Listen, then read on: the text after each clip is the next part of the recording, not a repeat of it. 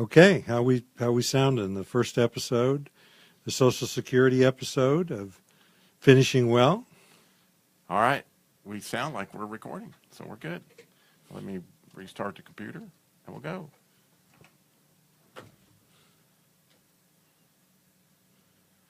Wow, I am really excited about this particular episode of Finishing Well, because we're going to find out how Robby is going to finish well when it comes to Social Security and how that would actually work out based on my elections and what I would choose with real numbers. So this is going to be fun, right, Hans? Yeah, it's going to be great. But I decided to Google what the Bible had to say about Social Security. And frankly, I was almost disgusted. Really? Yeah, people's opinions were there. And I think that at one point in time, John Kennedy was quoted as saying something along the lines of, opinions bring comfort until thought makes you uncomfortable.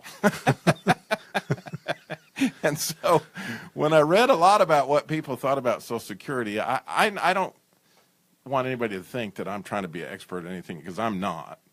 I'm not an expert about the Bible, but I study it quite a bit, and I certainly love Jesus, and I certainly love what God's Word says.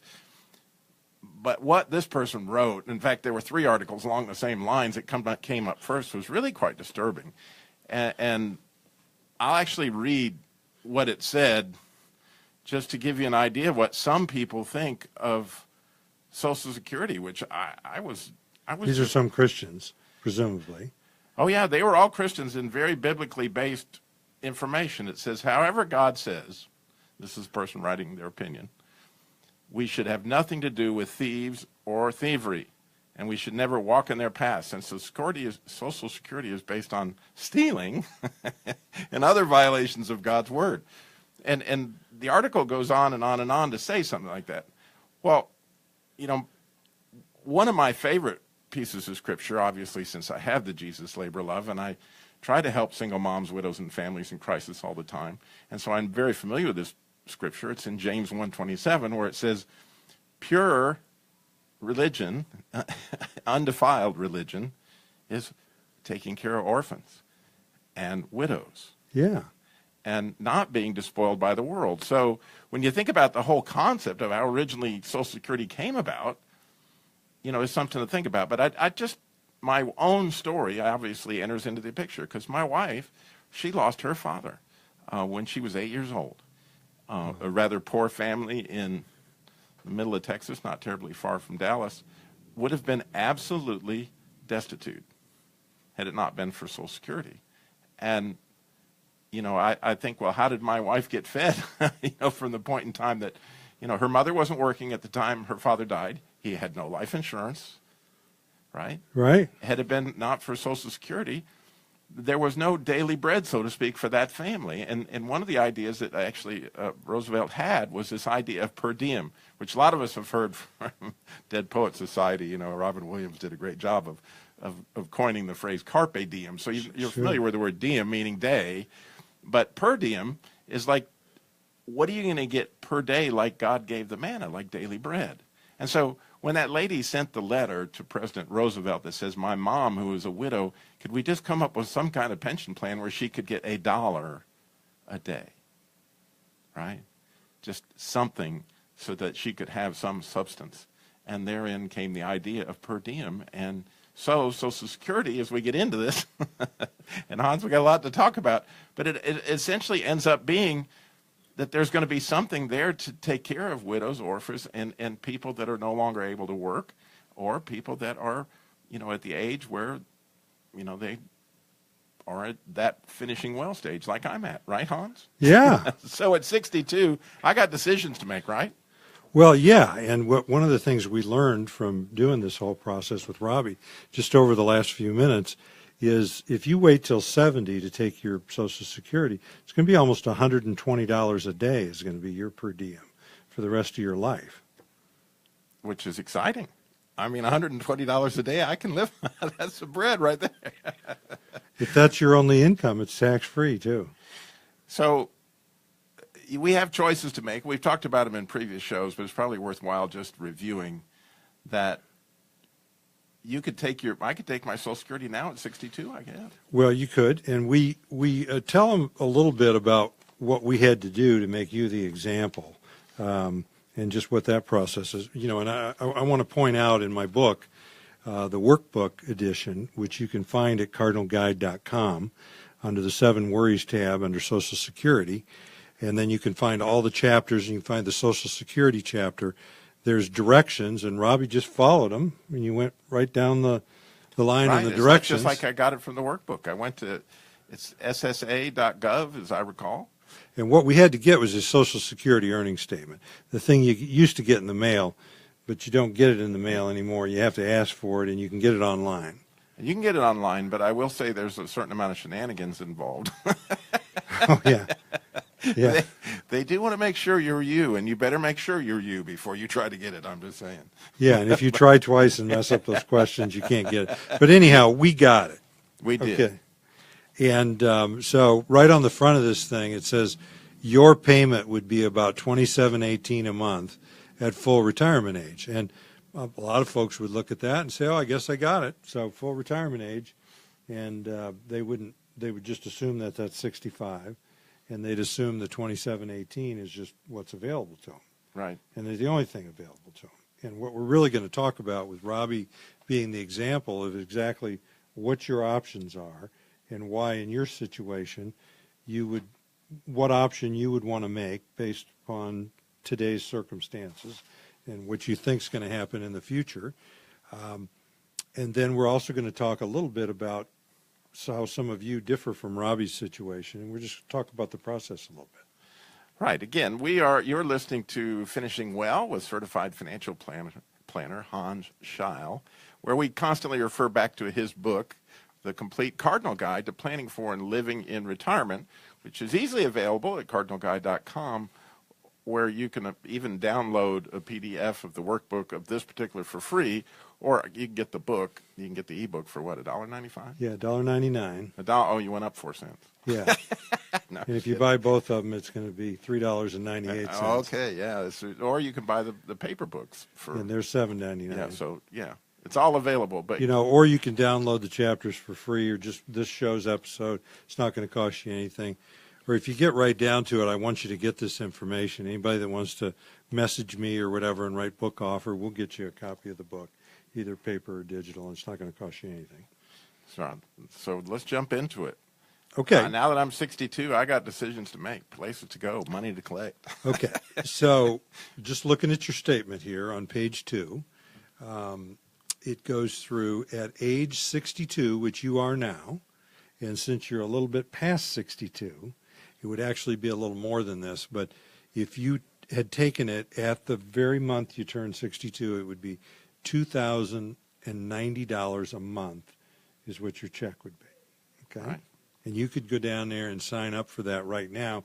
It'd actually be a little more than that because you're 4 or 5 months past when you turn 62. So every month you wait, the check goes up by a little bit. Okay? Now, so in my case, since I'm working, I might have to pay tax on that on top of the tax I'm already paying, right? You're going to have to pay a lot of tax on that. So in your situation, you don't want to do this, okay? And for a couple of reasons. One, which you just mentioned, is you're going to have to pay income taxes on those benefits because of your other income that you make here at the radio station, okay?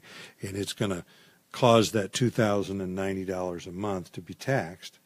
And then added to that, because you make more than $17,000 a year, you're going to have to actually give some of that back. So anybody that's working and makes more than $17,000 a year, you don't want to take your Social Security early. Okay? Yeah, but the other thing that's interesting to me that you just said that I did not know is that it's sliding up every month now, like the clock's ticking. Well, yeah. Every month it goes up? It does. So when we get your full retirement age, when you might take it, just looking at it now, probably not, right. But you would have the option to take it, and it's $2,718 a month. So by foregoing this $2,090 a month, which is the early amount, and waiting what amounts to 4 more years, then you're going to get a much larger amount. Right. If you're still working, you're going to have to pay taxes on that based upon your work income. But since you're past full retirement age, you're not going to have to give part of it back. So once you're full retirement age, you can draw your Social Security check and make as much money as you want in a job. So all these people that are working past 66 or 67 or whatever, they can draw their Social Security and make as much money as they want. Okay? So, and what you learned earlier, and which was kind of shocking to you, so I'll let you talk about it a little. So if we decided at 62 back in October, when you turned 62, your amount was $2,090 a month. And every month that you wait, and you've already waited 4 or 5 months, you're going to wait more, but every month that dollar amount creeps closer to the $2,718 a month at full retirement age. So as an example, if you waited a year, it'd probably be $2,200, and then another year $2,400. Right, it's on its way there, and it really surprised me because everything I'd ever heard anybody talk about is you got to decide at 62 or 66 or 70, but the truth is that it's actually changing every single month, and that would, so if all of a sudden I got sick and I couldn't work, then all of a sudden things change. By default, you're choosing not to take it every month between now and right 66 and 2 months. So you're almost like investing it into your future. You absolutely are. It's staying right there in the Social Security Trust Fund to pay out to you or somebody else who lives that long. All right. But the next big jump, wow. We got to go to a break, Hans. So we better say one more time. You're listening to Finishing Well with certified financial planner Hans Scheil. His book, The Complete Cardinal Guide to Planning for and Living in Retirement, available at the website cardinalguide.com. When we come back, the nitty-gritty is going to come. Well, you're going to see the beef of Social Security. It's all coming at you on this very special per diem episode of Finishing Well. Talk to you in a minute. Okay, I think we just jump into finishing that. We show what it is at 70. We state your decision. Then we go back and talk about who would want to take it at 62 or 63 or 64. Okay, that's the way you're going to do that, I see. And then who would want to take it at 66, or which you might want to. Is there anything and then we got to get to spouses. We're missing over there? No, I think that sounds right. When I tell jokes, you guys are supposed to laugh. You're the studio audience. Do you never watch this stuff?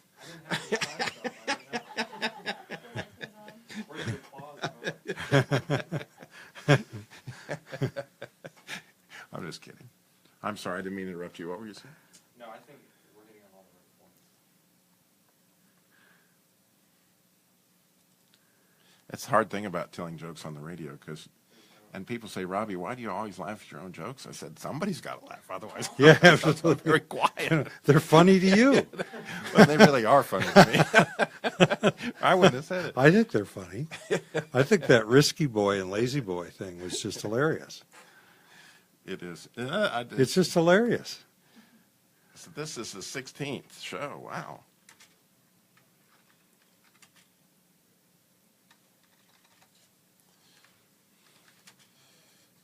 John, do you normally keep recording through this? Yeah, Yep. we do. Yep, because otherwise it's in 2 pieces. So the people that get this played on Facebook, you get the off-camera. Right. You get the. Did you hear the guy saying, show me the money, or it's in the money? Did you hear that in the news yesterday? Did you hear that? There was a CEO doing a clip to announce some job cutbacks or something, and he was singing like the Broadway music, show me the money, or we're in the money, or something like that, and they picked it up and they put it on the air. You just probably are going to be clipped now. Someone's going to pick it up. Here's Finishing Well. Way to set it up. That's fine. No, that's pretty good stuff. All right. Are we ready? Yeah. I hope I am. Well, welcome back to Finishing Well with certified financial planner Hans Scheil. Today's show, we're talking about per diem. That concept of getting a daily allotment, to be able to function. After a certain age, it's kind of nice. The Social Security is taking care of widows and orphans, which is huge. And along those lines, I did also, as I was praying through this, honestly, I was thinking, it's kind of neat to think that this money that I'm giving is going for that very thing. I mean, there are widows and orphans that my Social Security that went into the trust fund, obviously made interest and all that stuff, is helping pay for a lot of people who desperately need the money. And you see that more than I do, right, Hans? Oh, we do all the time. And, we meet these people. I have some of them working for me that are young people in their 20s that have a story very similar that you'd shared, where they grew up living off of a Social Security check because one of their parents or both of their parents passed away when they were still not 18, and somebody needed that check to put food on the table. And so when I look at this statement, I feel like, man, I'm proud to be an American. Well, yeah, and so let's go there's back. Be a little income there. Let's go back into your situation, because as it was explained to you before, people were trying to simplify that. They're showing, okay, so you could do this at 62, you could do it at 66 in 2 months, or you could do it at 70. And they've really shown you, or you've listened to people talking, and you've really thought that there's 3 different times. Options, yeah, I thought And it was so, all there was. So what we do in our work at Cardinal, when we're doing retirement planning for a person, a lot of people much younger than you, is we're going to plan, this is the base income that we use in retirement planning. So at least you got that coming, right. Okay? And so we're going to make a decision in advance, like when are you going to elect to do this? And we've already ruled out for you 62, because you are that now, you're still working. It wouldn't be a benefit to you to take a diminished amount right. and then have to give a bunch of it back. So it really gets down to age 66 in 2 months would be the first time that it would be reasonable for you to take this money. And you could start taking your Social Security check at what is full retirement for you, $2,718 a month for the rest of your life. Now, you can do that while you're still working. Okay, so you could still be here, still doing the radio, still drawing a check, and you could take this money and you could just save it if you didn't need it. Yeah, okay? I love the way you looked at that, and I hadn't really considered it, honestly. Of course, I hadn't put a lot of thought into this, as I should have when I was much younger. But it showed that if I took that money between now and 70, between the time I started to take it and 70, that I would have saved $103,284, which would be a pretty nice little nest egg that would be making interest, if you just took that money and saved it, since obviously you're living off your income. Well, sure. So when you're making this decision, which for you is probably going to be to delay and wait till 70 and get the bigger check, what we're showing you is what you're leaving on the table by doing that, because every month that you delay when you could be getting the check past right. 66, you're leaving money on the table. And so we added all that up, in our software that we do, and the programming would actually add in a little bit of interest and growth on that. But that's how much money you'd be leaving on the table by starting at age 70. Right. Yeah. So that it's not a non-decision to, because when you first look at it and you go, well, that's 3,500 versus 27. There's no decision to make. You go, well, yeah, there is, because that's a legitimate amount of money. You're darn right. And if I were to die at 78 or something, that would have been the smarter play. It would. Now, the amount that you'll get, based upon today's numbers, they're not inflation adjusted yet, will be $3,553 a month if you wait till you're 70. So if you're able to work here, continue working, that's probably going to be a good decision for you. And you don't need the money. Right. Okay? And years flies by when you're this old. Because I'm going to tell you, there's a whole lot of people we would start on the smaller amount at age 66, and they would be supposed to save that $835 difference, and then they're going to turn around and be 70 years old, and they just aren't going to have the $103,000. So you also got to decide whether you're one of those people that it's just going to find a need for something, it's going to be gone, or some of it's going to be gone. Right. And so when you're delaying with Social Security, it's there in the Social Security Trust Fund. Okay. So that's one piece of the math, is if you wait till you're 70, you're going to get $3,553 a month, which is 800 and change more than you would have gotten starting at 66, you're leaving $103,000 on the table. And that $103,000, it's going to take you 124 months, or just a little bit past 10 years, or you're going to be a little bit over age 80 before you've broken even on this whole thing. And for every month and year that you make it past 80 and you collect a check, you're ahead of the game. Right. Okay? Which makes that look like the smarter play, depending on whether or not you live. You Right. know, and we have no way of knowing that now. And it's what you were talking about earlier, is by delaying, you might be the, widows and orphan or pensioners or somebody that's in need, and you might live to 100 or 110 or 105, and you're collecting this money. This is going to be the best decision you ever made. You could pass away sooner, live before. You could look upon this as a bad decision, but that money's going to be going to somebody. But here's the that cool does do part that I learned based on what you guys showed me, is that with your software, which, they do this, obviously, for anybody that, comes in to the office, they're going to plug in your numbers, but you can kind of hedge your bet because you don't have to go at 70 and you don't have to go at 66. So if you went like at 68 in 3 months might be the perfect time, to play it both ways, so to speak. So you don't have to decide at 66 and you don't have to decide at 70. The software will tell you actually based on. Yeah, it's probably for you. We haven't run it yet. We will when we get back. Maybe next episode we'll go over what our software says. But I'm guessing it's going to be around between 68 and 69, just looking at this, that it's actually going to be better for you for a lifetime benefit amount based upon averages to take it a little before you're 70. Okay? And especially since it's that software is making the assumption you're saving the money, isn't it? Or would you tell it that?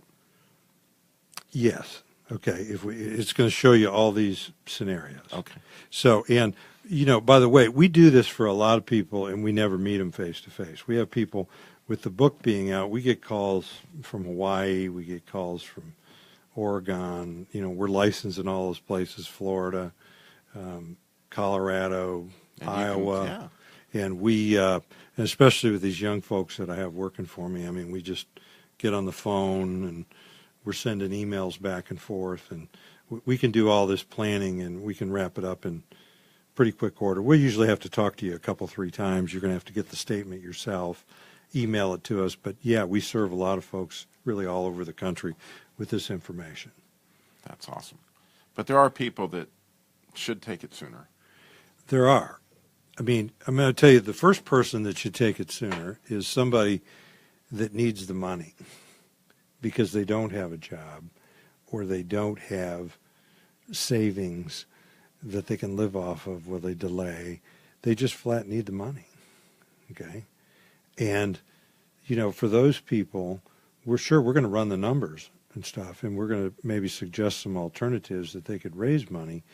But I don't want anybody to get so wrapped up in this that they really just start thinking, gee, I'm doing the wrong thing by taking it early.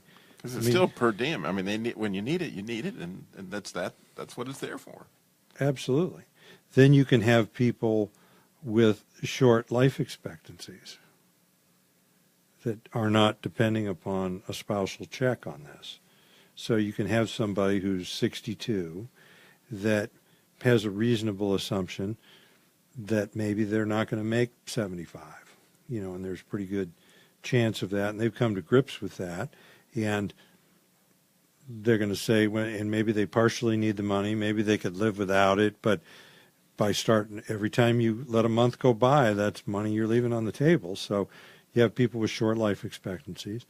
Then you have people who aren't working, maybe they have another source of income, but they just want the money. I can think of a client that he sounded a little angry about this. I've sent that money in and I've paid that thing and I read all this stuff.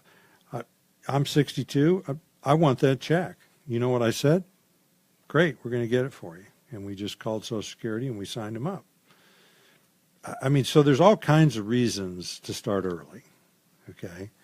Well, but I think it would be good to say at this point that that's a really safe fund right this minute. That wasn't a really sound decision just to take the money if you didn't need it because you're afraid that the Social Security was going to run out of money or something, because it's not. Well, but it was sound for him because it was his way of seeing the world, and it was my job.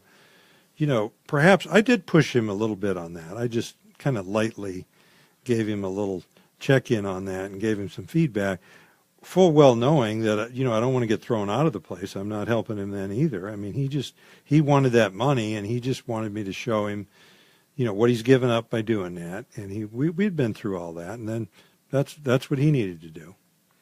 Well, one of the bigger issues that I found out, I didn't have a clue, was that my wife, since she didn't work outside the home, believe me, she worked.